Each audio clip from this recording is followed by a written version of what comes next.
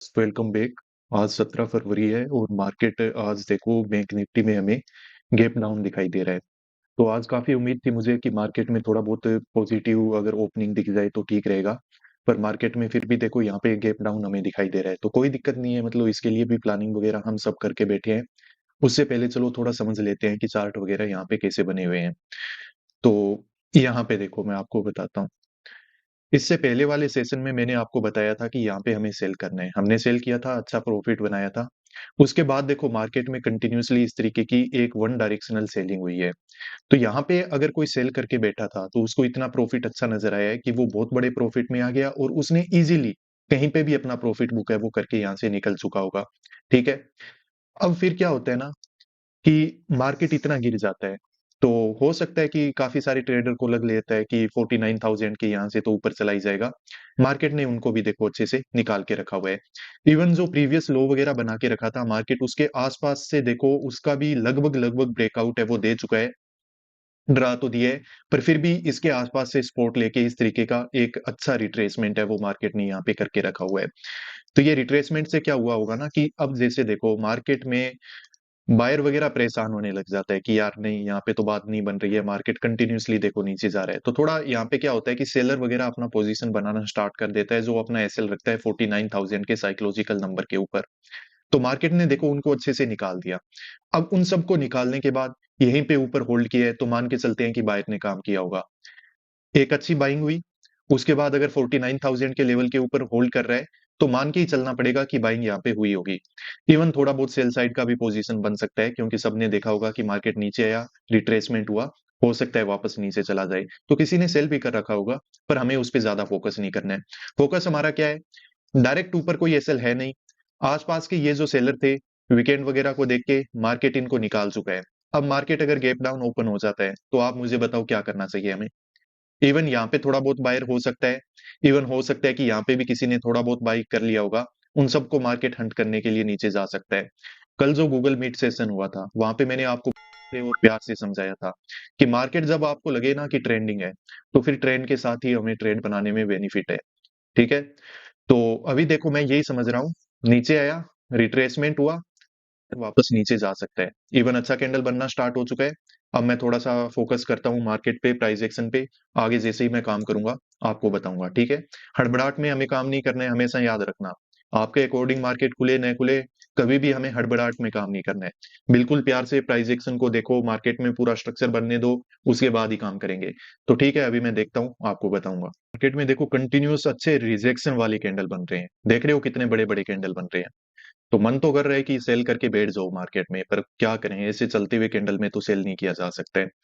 अब मार्केट में मैं जैसा आपको बता रहा था ना कि देखो कुछ लोग होंगे जो यहाँ पे बाय करके बैठे हैं, कुछ लोग होंगे जिन्होंने यहाँ पे भी बाय कर रखा होगा। तो मार्केट अब उन सबको यहाँ पे हंट कर रहा है। ये जो बड़े कैंडल बन रहे हैं ना, रेड कैंडल, उसी वजह से बन रहे हैं। उन सबके अब यहाँ पे क्या हो रहे हैं, एसएल हंट हो रहे हैं। तो देखते हैं अब ये कब तक होता है, आगे रिट्रेसमेंट करता है मार्केट या फिर कंटिन्यूअसली और ज्यादा नीचे जाता है। नीचे एक स्पॉट वगैरह भी मैंने बना के रखा है, तो थोड़ा पेशेंसफुली काम करना पड़ेगा। जब मार्केट में स्टार्टिंग में ही ऐसी बड़ी कैंडल बन जाती है ना, जैसे यहाँ पे अगर थोड़ा बहुत होल्ड कर लेता, ठीक है, कुछ प्राइस एक्शन वगैरह बनाने की कोशिश करता, तो फिर हमारे पास क्या होता है कि एक अच्छी अपॉर्चुनिटी बन जाती है सेल साइड में काम करने के लिए। पर मार्केट जब कंटिन्यूअसली चलने लगता है तो फिर हमें वेट करना ही पड़ता है। तो देखते हैं अभी क्या होगा मार्केट में किस तरीके से काम हो रहा है। पहले दो कैंडल में अच्छा मार्केट में रिजेक्शन दिखाई दिया, उसके बाद आगे आने वाली तीन चार कैंडल के अंदर अंदर देखो मार्केट कितना अच्छे से ऊपर चला गया। अभी ये प्लान वगैरह मुझे लग रहा है कि आज हमें थोड़ा चेंज करना पड़ेगा, क्योंकि मार्केट में ये जो रिकवरी हो रही है काफी शानदार रिकवरी हो रही है। यहाँ पे जैसे आपको पता होगा कि मार्केट में इस तरीके की साइकोलॉजी बन सकती है कि यहाँ पे इस लेवल का देखो मार्केट ने ब्रेक डाउन दे के रखा है। इसको ब्रेक डाउन देने की वजह क्या है कि जितने भी बायर वगैरह थे सब यहाँ पे क्लियर हो गए। अब मार्केट क्या करेगा, अचानक से ऊपर चला जाएगा, तो यहाँ पे तो ज्यादा बाइंग वगैरह हो नहीं पाएगी। समझ में आ रहा है ना, यहाँ पे बाइंग वगैरह तो हो नहीं पाई है। ऊपर जाके अगर कोई सेल करेगा, बाय करेगा, तो मार्केट धीरे धीरे करके रिट्रेसमेंट करता हुआ ऊपर भी जा सकता है। अब यहाँ पे सेल एक ही कंडीशन में किया जा सकता है, अगर अच्छा रिजेक्शन आ जाए, ये लो वगैरह निकाले, तब पता चलेगा कि मार्केट और ज्यादा नीचे है वो जाने वाला है। अदरवाइज सेल साइड में यहाँ पे काम करना है वो काफी हमारे लिए रिस्की हो जाएगा। इवन यहाँ पे देखो अब 49,000 का लेवल भी है, ठीक है। तो 49,000 के लेवल के आसपास से अगर रिजेक्शन लेगा तो वैसे भी हमारे लिए सेफ नहीं है, क्योंकि यहाँ पे और भी लोग हैं वो सेल कर सकते हैं यहाँ पे अपना एसएल रख के।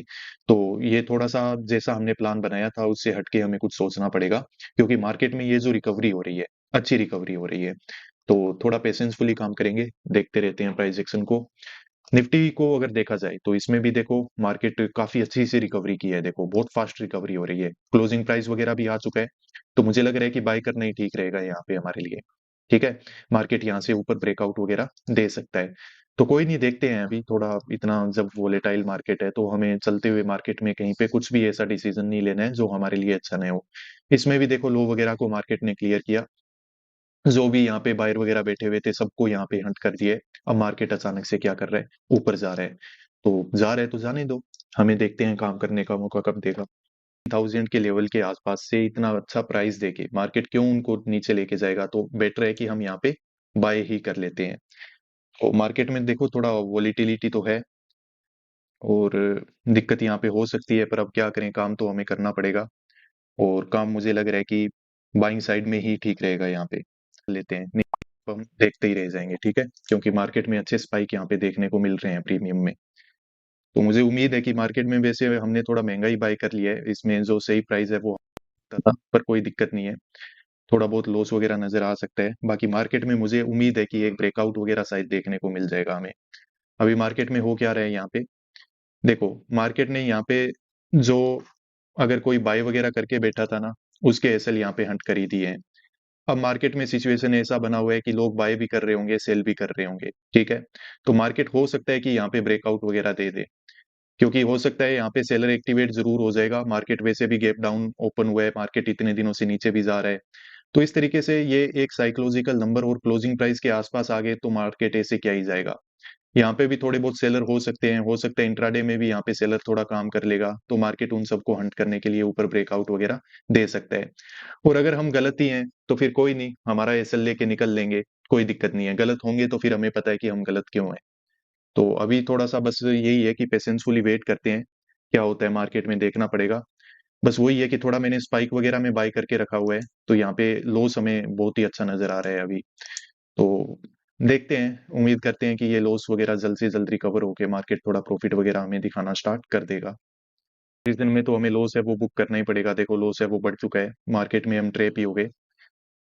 अभी बस थोड़ा सा एक स्पॉट है वो मैं देख लेता हूँ, मार्केट बस उसके नीचे जाते ही मैं कट कर लूंगा। अभी कंटिन्यूसली नीचे जा रहा है तो मुझे लग रहा है चला भी जाएगा। सेल करना ही ठीक था, मार्केट नेगेटिव ट्रेंड में है और यहाँ से नीचे ही जाएगा।